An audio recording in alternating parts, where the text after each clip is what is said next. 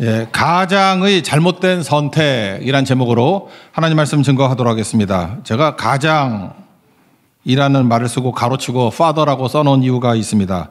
이거 제목을 이렇게 썼더니 처음 보는 우리 젊은이 중에 한 사람이 목사님 이거 오타 아니에요 그러더라고. 왜냐하면 앞에 제목이 행복한 가정이잖아요. 그래서 가정의 잘못된 선택 아니냐고 가장이라고 그랬더니 아 가장 좋은 거 그러더라고요. 그러니까 가장을 모르는 거예요.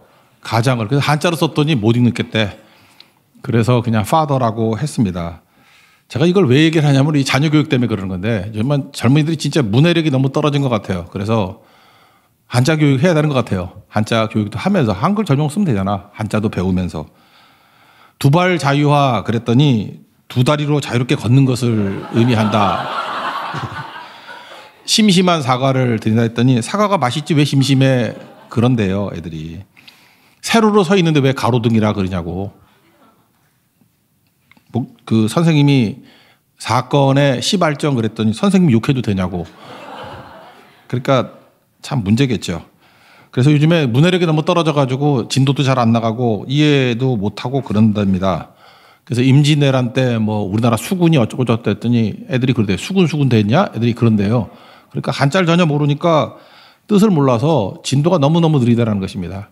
선생님들이 모여서 대책을 세웠어요. 답이 뭐냐? 스마트폰 때문에 그렇다는 거예요. 스마트폰 이거 집어 던져야 된다. 디지털 매체를 과다 사용해가지고 애들이 지금 바보 되고 이게 뇌 논리 회로가 안 돌고 있대요 지금. 그러니까 부모님들은 어쩔 수 없잖아요. 애들 뭐 떠들고 그러니까 갖다 주면 놀고 있으니까 그게 애들을 사실은 힘들게 만들고 있는 건데. 그리고 활자 매체가 너무 멀리 있습니다. 독서 부족. 독서해야 되는데.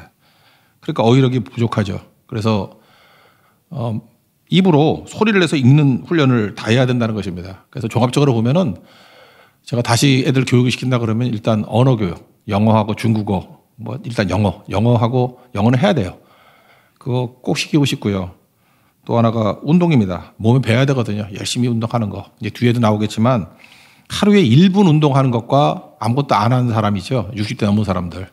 사망률이 40%, 그다음에 그 심폐 사망률은 50%까지 차이가 난대요. 1분, 하루에 1분 하고 안 하고. 그러니까 운동이 되게 중요한 거죠. 근데 중요한 건 많이 하는 것도 중요하지만 매일 하는 게 중요하다는 거예요. 어제 어떤 우리 형제가 오늘 차 태워갖고 오는 형제가 그러더라고. 목사님 지난번 눈이 많이 왔는데도 자전거를 타셨대요. 그래서 당연히 타지. 나는 비가 오나 눈이 오나 꼭 타는데. 핍박도 많습니다. 우리 큰딸이 시집 갔으면 좀 조용히나 있지. 넘어지면 어떡하냐고 뭐 부양 책임 우리에게 다 있다느니 뭐 하여튼 자기중심적으로 얘기를 해요. 내가 그거 모르겠나. 살살 타지. 내가 알아서 타지 그거. 하여튼 그렇다라는 거예요. 그러니까 매일 하는 게 중요하죠. 여기 자전거 있잖아요. 봄 되면은 차이가 확 납니다. 겨울철에 계속 탄 사람의 실력과 그 휴지기를 둔 사람이 다시 원점으로 돌아가요. 그래서 그 돌아오는데 한 5월쯤 돼야지 돌아온다고. 그러니까 매일 하는 것만큼 중요한 게 없겠죠. 아이들에게 운동하는 거 가르쳐야 됩니다. 운동 안 하면 뭐 기능을 못 하잖아요, 아무것도. 그리고 활자와 가까이 보내는 거. 제일 중요한 건 성경이겠죠. 성경 읽게 만들고. 그 다음에 신문 보게 만들고. 또 하나는 독서, 책 보게 만드는 건데 잠깐만 이게 스마트 화면으로 보는 거는 휘발성이 너무 강합니다. 기록에 남지가 않아요. 거기 아무리 갖다 건다고 되는 게 아니에요. 활자로 봐야 각인이 되거든요. 여러분 이렇게 얘기하면 모르지만 공부 잘하는 사람들은요. 암기하는 게 아니에요. 이렇게 활자로 보면요. 아, 또 이렇게 말하면 또 잘난 척하는 것 같나? 예를 들어서 암기 과목 있죠. 국사 뭐 이런 거.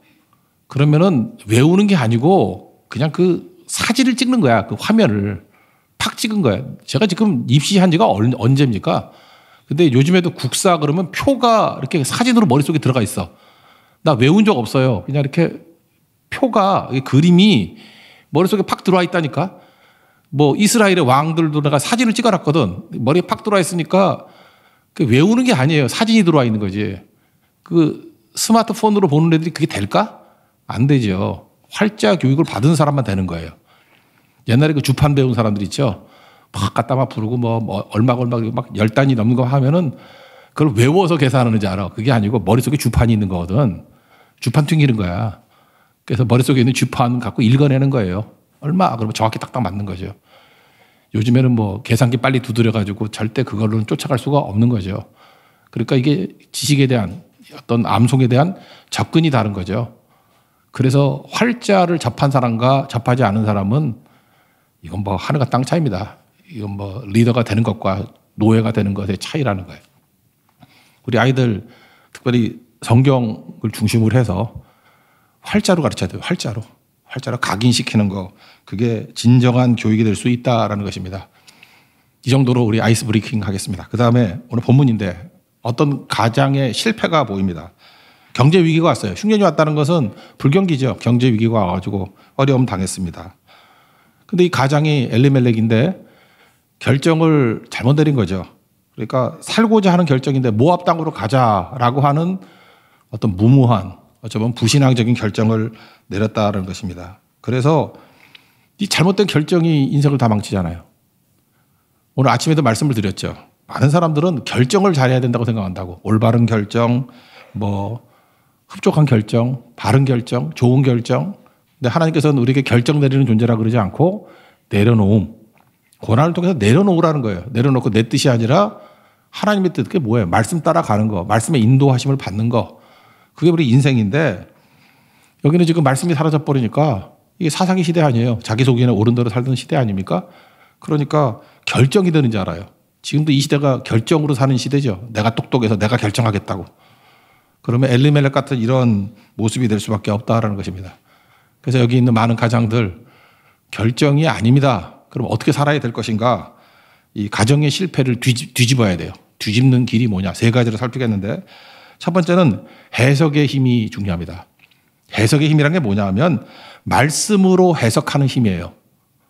벌어지는 모든 일들을 말씀으로 해석할 줄 알면은 삽니다. 근데 말씀 없이 자기 소견에 옳은 대로 해석하면은 무너지게 된다는 거예요. 엘리멜렉 가정같이 된다라는 것입니다. 여기는 자기 소견에 옳은 대로 하니까 흉년이 있었다. 그럼 경기 좋은 데 가자. 강 건너 모압이 있다. 모압으로 가자. 아주 쉽게 했다는 것입니다. 근데 가나안 땅은 어떤 땅인지 하나님께서 어떻게 인도하신지 말씀을 중심으로 해석을 하면은 어떤 때는 견딜 수 있고 버틸 수 있고 그 다음에 헤쳐나갈 수 있는 힘이 생기게 된다라는 것입니다. 오늘 1장 1절에 보니까 사다들이 치리하던 때 그 땅이 흉년이 든다. 2가지죠. 사사들이 치리하던 때. 사사기죠. 이 시대는 소견에 오른 대로 자기 멋대로 말씀이 없는 시대예요. 그러니까 그 땅이 뭔지 해석이 안 되는 거예요. 그 땅이 어디입니까? 가나안 땅이라고. 신명기 11장 12절 앞에 보면 10절, 11절, 12절이 나오는데 가나안 땅에 대한 설명을 이렇게 12절만 보시면 내 하나님 여호와께서 돌보아 주시는 땅이라 연초부터 연말까지 내 하나님 여호와의 눈이 항상 그 위에 있느니라. 그러니까 가나안 땅은 어떤 땅이냐면 항상 하나님의 눈이 함께하는 땅이에요. 그 앞부분에 보면요. 그러니까 미리 좀 본다 그러면 이 가나안 땅하고 이전에 살던 땅이 어디예요? 애굽 땅이죠. 차이점이 있다는 거예요. 신명기 11장 10절 보니까 내가 들어가 차지하려는 땅, 그게 가나안 땅이에요. 내가 나온 애굽 땅과 같지 않대요. 그러면서 설명을 하는데 애굽 땅은 나일강이 있잖아요. 항상 강이 흘러가지고 파정한 후에 항상 물이 공급이 되죠. 그런 땅이에요. 그러니까 저수지가 있는 그런 땅이라는 거예요. 그런데 너희가 들어가는 땅은 산골짜기 뭐 이렇게 물이 없다라는 거예요. 그래서 하늘에서 내리는 비를 흡수하는 땅. 다 흡수해버려가지고 강도 없고 뭐 이렇게 고인 물이 없는 곳이라는 거예요. 근데 그 땅에서 농사를 지으려고 그러면 어떻게 지어야 됩니까? 하늘 쳐다보고 지어야 되는 거예요. 그러니까 우리 그걸 천수답이라 그러잖아요. 비가 오면은 곡식이 되고 비가 안 오면은 안 되는 땅. 지금이야 뭐 애굽 땅 같은 게 좋은 땅이겠죠. 근데 우리 크리스찬의 삶이 어떤 건지를 보여주고 있는 거라고요. 우리는 세상에서 안정을 원하죠. 나일강 같이 끊임없이 물이 공급되는 저주시에 끊임없이 물이 공급되는 그런 땅을 원하는 거죠. 그건 세상의 경계 논리라는 거예요. 예수 믿는 사람들은 어떻게 살아가느냐? 하늘의 은혜의 단비를 받아가며 사는 거예요. 은혜가 있으면 사는 거고 은혜가 없으면은 우린 죽습니다. 그런데 그 은혜가 승리하는 인생을 산다는 거예요. 그래서 크리스찬은 경계 논리로 결정하지 않고 은혜의 논리로 살아갑니다. 은혜의 단비로 살아가는 존재다. 신명기 11장 10절, 11절, 12절의 말씀이에요. 근데 엘리멜렉은 이거를 모른 거죠. 우리 크리스찬 가정은 어떤 겁니까? 이거는 하나님이 돌보시는 가정이라는 거예요. 하나님이 은혜의 단비로 부어주셔서 유지되는 가정이다. 그러니까 우리 가정이 어떤 의미인지를 알아야 된다는 것입니다. 잠시 흉년이 왔습니다. 그럼 어떻게 해야 돼요? 무린 곳을 향해서 나아가는 게 아니고 하나님의 은혜를 더 부어주세요. 그렇게 나가는 게 맞는 거죠. 근데 이런 거를 해석할 능력이 없었다라는 것입니다. 그래서 고난이 오면은 그냥 고난을 통해 가지고 하나님께서 아까도 얘기했잖아요. 고난의 의미, 크리스찬의 고난의 의미가 두 가지라 그랬잖아요. 내려놓음. 그러니까 내 중심에서 하나님 중심으로 가는 거잖아요. 그리고 또 하나가 뭐예요? 실력을 기르는 거 아니에요. 그러니까 결국 고난이 유익한 거죠. 이걸 누가 알아요? 해석할 능력이 있어야지 알지. 이 해석이 없으면은 우리는 동물하고 비슷해요. 고난이 오면 고난 회피 쪽으로 간다고. 빨리 끝내는 쪽으로 간다고. 결국은 마귀가 이리저리 미끼 던져주면 그거 쫓아가다가 끝에서는 사망, 망하는 거. 여기 엘리멜렉이 다 죽고 망하잖아요. 하나님 우리 가정의 모습을 보여주고 있는 거라고. 크리스찬은요, 경제 논리로 살면은 세상과 함께 망합니다. 우리는 죽으나 사나 하늘 바라고 사는 거예요. 은혜 안에 살아가는 존재예요. 그게 어떤 땅이냐? 그 땅이에요. 여호와 하나님이 돌보시는 땅이라고. 교회도 하나님이 돌보시는 교회고 우리 가정도 하나님이 날마다 돌보시는 가정이라고요. 그걸 잊지 말아야 된다는 것입니다. 이게 바로 뭐예요? 해석이죠, 해석. 이 해석이 있으면 산다는 것입니다. 그래서 여러분들이 쭉 하나 말씀을 듣는 거예요. 왜? 말씀을 들어야 고난이 해석이 돼요. 내 삶이 해석이 된다고. 가장이 할 일이 뭡니까? 돈 벌어주는 게 가장이 아니고 가정에서 벌어지는 여러 가지 일들을 말씀으로 해석해 줄 수 있어야 된다고. 내 능력을 해석하라는 얘기가 아니에요. 뭐 설교를 듣던 말씀을 읽던 간에 하나님 말씀으로 주석을 달 줄 알아야 된다고. 이건 이런 뜻이야, 이런 뜻이야. 그러면 살아납니다. 죽었던 것이 다 살아나고 그게 영적 가장이 해야 될 일이라는 거예요. 영적 가장은 뭐 아버지가 할 수도 있고 어머니가 할 수도 있고 그 집안에 영적 가장이 있습니다. 딸이 할 수도 있고. 영적 가장이 할 일은 뭐냐? 말씀으로 고난을 해석할 줄 아는 힘. 그게 가정을 살릴 수 있다는 것입니다. 여러분 삶에 벌어지는 모든 일들을 말씀으로 해석할 수 있는 능력이 많은 하나님이 종되기를 축원합니다. 두 번째 깨달아야 될 게 뭐냐? 뒤집기인데 이 가정이 실패죠. 가정이 실패잖아요. 상태가 안 좋을 때는 결정하지 말라는 것입니다. 우리 참 어리석게도 상태가 안 좋을 때 자꾸만 빨리빨리 결정을 하려고 그래. 그래서 서두르잖아요. 서두르면 이스마엘 되고 기다리면 이삭 된다고. 상태 안 좋을 때 결정하면 안 되죠. 여기 보니까 상태가 안 좋았다는 걸 알 수 있는 게 뭐냐? 여기 2절 같은 데 보면 이름이 쭉 나오잖아요. 엘리멜렉. 엘리멜렉은 하나님이 나의 하나님이다. 아버지다. 하나님이 나의 왕이다. 왕이란 멜렉이 왕이니까 왕. 하나님이 나의 왕. 엘이 하나님이고 리가 소유격이거든. 나의. 그죠? 하나님은 나의 멜렉이다. 그러니까 멜렉이 왕이거든요. 왕. 엘리멜렉. 근데 실제로 엘리멜렉이 아니라 이 사람은 사는 꼴이 내가 멜렉이야. 내가 왕이야. 내가 왕. 내가 맞는 말이에요. 그런 말 없어. 예, 내가 멜렉. 엘리멜렉인데 하나님이 나의 왕인데 실제로는 내가 왕이야. 그러니까 이게 멍청한 거죠. 그 다음에 나오미는 아까도 얘기했잖아요. 우리 나오미 기쁨이라고. 박기쁨. 나오미가 기쁨이에요. 기쁨. 그리고 아들이 말론과 기럝인데 여러분 성경 중에 세 번역이라고 있습니다. 세 번역을 보면은 이렇게 돼 있어요. 엘리멜렉 그리고 니은 그리고 하나님은 나의 왕. 그 다음에 디귿 그럴 때 나오미 그러면서 기쁨. 그 다음에 말론이 나오거든요. 말론은 질병이란 뜻이에요. 아니 제가 아들을 낳았다 그러면 아들을 전질병 이렇게 짓는 사람이 어디 있어, 그죠? 말론이 질병이에요. 기로는 뭐냐? 황폐, 전황폐. 그러니까 이름을 이게 질병이다, 황폐다. 거기 그래서 써 있어요. 그렇게. 이거 세 번역이 더 좋은 것 같아. 아예 그냥 번역까지 해놨어, 뜻을. 근데 이스라엘 사람들은요, 이름 지을 때 그때의 영적 상태를 가지고 이름을 지어요. 나중에 나오미가 다 망해서 돌아올 때 뭐라 그래요? 동네 사람들한테, 베들레 사람들에게. 나 더 이상 나오미라고 부르지 마라. 나 기쁨 아니야. 마라라고 부르라. 나 쓴 거다. 쓴 여자다. 망한 여자다. 그러니까 이스라엘 사람들이 이름을 통해 가지고 자기 마음의 심적 상태를 보여주는 거를 알 수 있죠. 그러니까 첫째 아들과 둘째 아들을 낳았을 때 이들의 영적 상태가 어떤 상태예요? 얼마나 상태가 안 좋으면 말론이라 그랬고 얼마나 상태가 안 좋으면은 기럝, 황폐라 그랬겠냐고. 그러니까 이런 상태면 기다리면서 하나님의 뜻을 구해야죠. 근데 그때 흉년이 왔다고 아들 낳았을 때잖아요. 상태가 안 좋을 때 그냥 지멋대로 결정하고 모압으로 가자. 그러니까 무너지게 되는 거죠. 여러분 그래서 영적 상태가 너무 안 좋고 할 때는 결정 내리면 안 됩니다. 뭐 어디 이사를 가거나 뭐 어떤 중요한 결정을 내리고 할 때 나 영적 상태가 안 좋아. 그럼 무조건 미루세요. 기도하고 상태가 좋아질 때까지. 상태가 좋아질 때 결정을 내려야 하나님께서 도와주셔요. 하나님의 인도하심이 있다고. 여러분 인생을 한번 돌이켜보세요. 여러분 인생에 큰 패착이 될 때가 언제냐면 영적 상태가 안 좋을 때 결정하는 거야. 저는 어떤 형제 자매가 이렇게 결혼한다 그러고 다 결정한다 그럴 때 내가 아무리 봐도 그 중에 한 사람을 내가 알고 있거든. 영적 상태가 안 좋아. 그래서 제가 미루라 그랬어요. 지금 아니라고. 우리 뭐 사귄 지도 오래됐고 뭐 결혼한다는데 왜 그러세요? 그러는데 그 뭐 말하기 힘들어서 한 사람만 데려놓고 말했어요. 너 영적 상태가 너무 안 좋아. 지금은 그런 중요한 결혼 같은 거 결정할 때가 아니야. 너 상태 좋아질 때 하자. 그게 되게 중요한 거거든요. 그 상태 안 좋을 때 결정하면은 나중에 반드시 대가를 치르고 문제가 생길 수밖에 없다라는 것입니다. 그러니까 영적 가장이 자기 집에 상태가 안 좋을 때 그냥 모압으로 가자. 여기 가자 그럴 때 거기 살더니 그럴 때 옛날 성경에는 우거하더니라고 돼 있어요. 이거 보면은 장가 갔다 올 줄 알았어. 그러니까 흉년만 피해가지고 경기 좋을 때 돌아올 거야 그랬는데 10년 걸렸죠. 우리의 잠깐이 아니라는 것입니다. 그리고 못 돌아왔어요. 가고 죽었어. 거기서 모압에서 죽었어. 그러니까 우리가 결정이 경솔하면 이런 걸 객사라 그러잖아. 객사. 또 객사도 뭔지 모르겠네. 그죠? 밖에 나가서 죽는 거예요. 객사. 그렇게 된다라는 것입니다. 거기서 아들들 며느리 얻었잖아요. 며느리 얻었을 때 그때 모압 여자 얻었잖아요.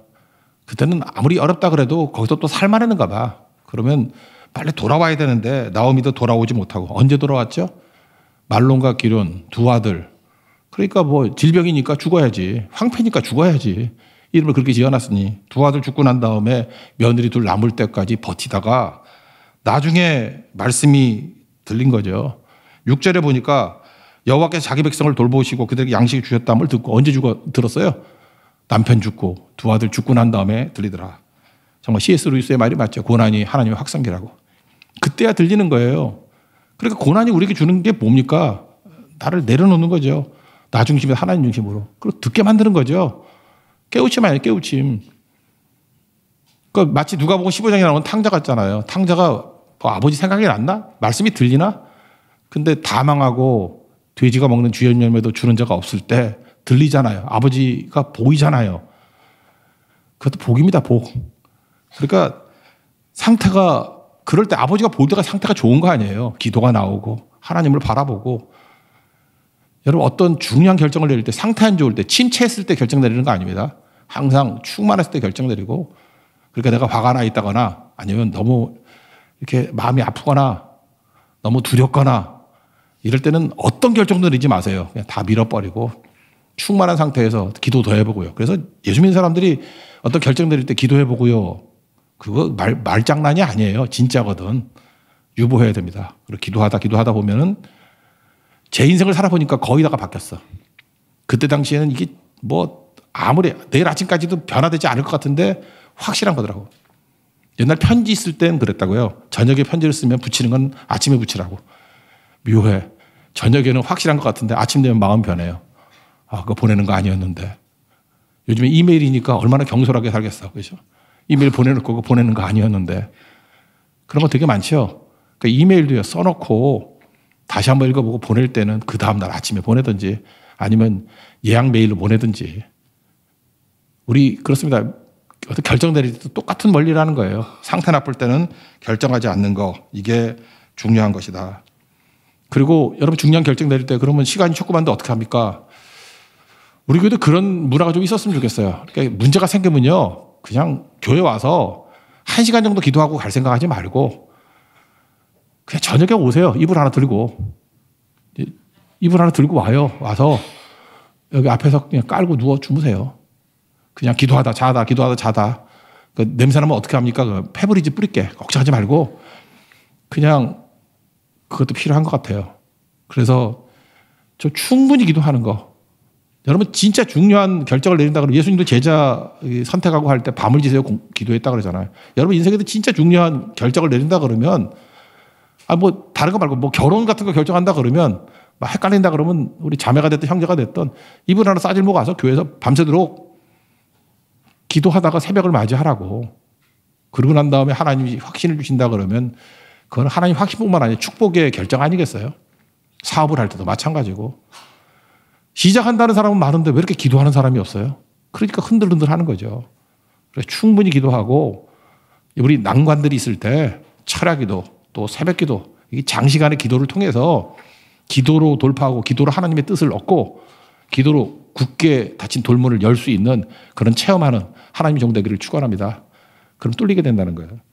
세 번째 뒤집기는 뭐냐?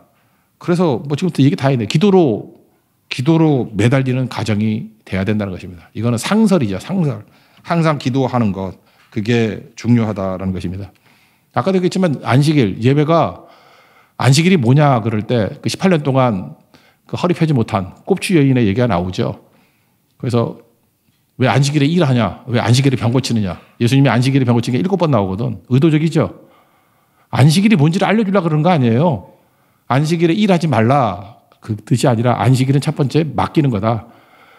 내가 노력해가지고 내가 어떤 땀을 흘려가지고 결과를 내오는 게 아니라 맡기면 결과가 나온다는 거죠. 맡기면 결과가 나온다는 게 뭐예요? 맡겨야 완성이 된다. 그래서 안식일일 때 두 단어만 외우더라고요. 안식일은 내가 다 이루지 못해요. 거기까지 하고 맡기면은 하나님이 완성시켜 주는 거예요.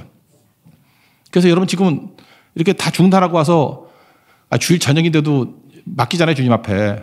그러면 더 피곤할 것 같죠. 이게 주일 저녁까지 나오면. 주일 저녁 계속 나오신 분도 알겠지만 조금 시간 지나봐요. 몇 주는 그럴지 모르지만 계속 나오면은 월요일이 상쾌해. 그리고 주일 저녁 나온 사람이 새벽 기도도 나오는 거야. 월요일 새벽 기도도. 힘을 주시거든요. 맡기면 주님이 완성시켜줘요. 그래서 예배를 통해서 완성하는 것을 경험해야 돼요. 12월에도요. 마지막 달 다 이루지 못했잖아요. 이제 주님께 맡김을 통해서 하나님이 완성시키는 걸 경험해야 된다고. 그리고 또 하나가 신명기 5장 15절에 나오거든. 너희들이 종되었다가 이렇게 풀어주는 해방을 맞이하지 않았느냐. 그걸 가지고 안식일을 지켜라. 너희들도. 그 안식이 뭐예요? 묶인 것에서 풀리는 거예요. 안식은 그겁니다. 묶인 것에서 풀리는 운동이라고요. 그러니까 18년 동안 귀신에게 허리 구부러지는 것에 묶여있던 여인에게 예수님께서 안식일이 뭐 하는 날이라고요? 풀어주는 날, 해방시키는 날이라고. 그래도 해방시키고 이게 안식일에 할 일 아니냐? 이 바보야. 신명기 5장 15절 읽어보지도 못했니? 그 얘기죠. 그래서 우리가 안식을 통해서 배워야 될 건 뭐냐? 완성을 배워야 되고 해방을 배워야 됩니다. 해방이 너무 어렵네. 한자가. 풀리는 것. 묶인 것에서 풀리는 것. 매임에서 풀리는 것.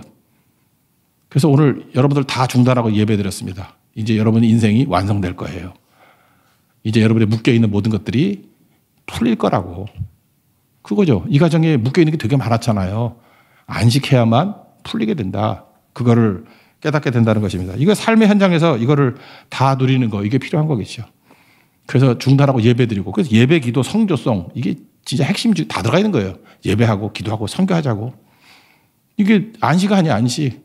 하나님께 맡기는 거 아닙니까? 맡길 때 완성되고 해방된다. 그럼 기도할 때 어떻게 기도해야 되느냐? 아까 처음에 얘기했죠. 하루 1분 운동이 중요하다. 누구냐면 제가 적어왔어요. 장동선이라고 뇌과학자예요. 뇌를 연구하는 사람인데 이 사람이 1분 운동을 얘기를 하는데 네이처 메디슨이라는 어떤 논문집이 있는가 봐. 논문 내는데 학회지가 있는가 봐. 거기 보니까 평균 61.8세 되는 사람을 25,000명. 그러니까 모집단이 꽤 커요. 하루에 1분 운동하는 사람과 1분 AB 슬라이드 뭐 이런 거 같은 거 1분 하는 거 전혀 안 하는 사람 사망률이 7년 지나가 놓고 보니까 40% 차이가 나더래. 숨쉬기 운동 그런 건 운동 아니에요. 그러니까 아무것도 안 하는 사람하고 1분이라도 매일같이 운동하는 사람이 7년 지나니까 40% 차이가 난대. 그러니까 60대 이상을 얘기하는 거예요. 젊었다고? 젊은 사람들 차이가 나지 않을까? 뭐 죽진 않지만 뭐 쇠약해지겠지. 근데 60 넘으신 분들은 1분 운동하는 것과 안 하는 것이 다르다는 거예요. 근데 특별히 심혈관 쪽의 질환은 사망률이 50% 차이가 나더래. 심혈관. 그러니까 심혈관 쪽에 뭐 심장이나 혈관 이쪽에 안 좋으신 분들 있죠. 심폐 쪽이 안 좋으신 분들은 차이가 더 크다는 거예요. 더 크다는 거. 저도 심폐 쪽이네. 이게 폐니까. 예. 그러니까 1분 이상 운동을 해야 된다는 거죠. 근데 그 다음에 또 비교를 했어요. 1분 운동하는 거, 1시간 운동하는 거 별 차이 없다라는 거예요. 이거를 저는 기도에 좀 접목을 시켰으면 좋겠는데 옛날에 우리 기를 죽이는 기도가 되게 많았어. 그래서 어떤 무슨 집사님이라고 옛날에 책이 나왔어. 나는 하루에 5시간씩 기도한다고. 아, 그거 따라하다가 망한 사람 되게 많어. 하루 5시간 기도하니까 직장도 못 나가고 그러니까 다 망해버렸지. 하루 5시간. 그 다음에 또 우리 기를 죽인 게 마틴 루터예요. 그 책 제목도 빌 하이브스가 베낀 거 있잖아. Too busy not to pray. 너무 바빠서 기도합니다. 그러면서 나는 너무 바빠서 하루에 3시간밖에 기도 못한다 막 이랬다고. 그래서 봐라. 바빠도 3시간은 기도할 수 있다. 3시간 기도 따라 하다가 막 나가 떨어지고. 힘들잖아. 쉽지 않잖아요. 저는 여러분에게 제안하고 싶은데 하루 5분. 5분 매일 기도를 한번 해보라고요. 이게 미끼인데 5분 기도를 하면요. 5분에 끝나지 않아. 좀 더 해. 근데 매일 5분이나 산다 그러면 부담감이 없거든. 제가 자전거 타는 게 딱 그래요. 옛날엔 진짜 자전거 굉장히 많이 타요. 하루에 뭐 60km, 뭐 어떤 때는 주말을 갖다 100km 이렇게 탔거든요. 근데 그러니까 너무 힘든 거야. 요즘에는 저희 집에서부터, 사무실에서부터 저기 성산대교 정도 거기 가는데 아니면 뭐 가을이 시작되는 무슨 대교 있죠? 뭐죠? 가양대교. 예. 가양대교까지 그냥 대충 뭐 성산대교까지 갔다 오면 왕복 14km예요. 7km. 할만해. 가는데 한 18분? 한 20분 잡고 40분 샤워하는데 20분, 1시간이면 딱 끝나. 그러니까 가뿐해요. 14km니까. 이거 매일 하니까요. 그래서 너무 싱거워서 하루에 2번씩 해. 그래서 28km를 타는데 한 번 탈 때는 그렇게 해.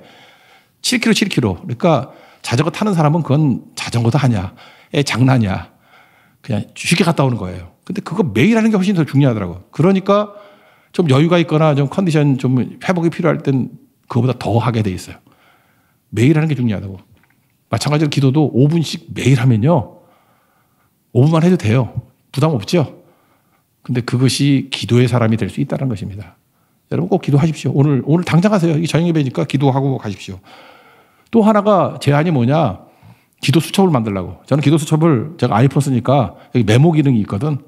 메모 이거 잘 쓰면 되게 편해요. 이걸 전 기도 어떤 그 수첩으로 쓰는데 거기다가 그 목록 따는 게 있거든.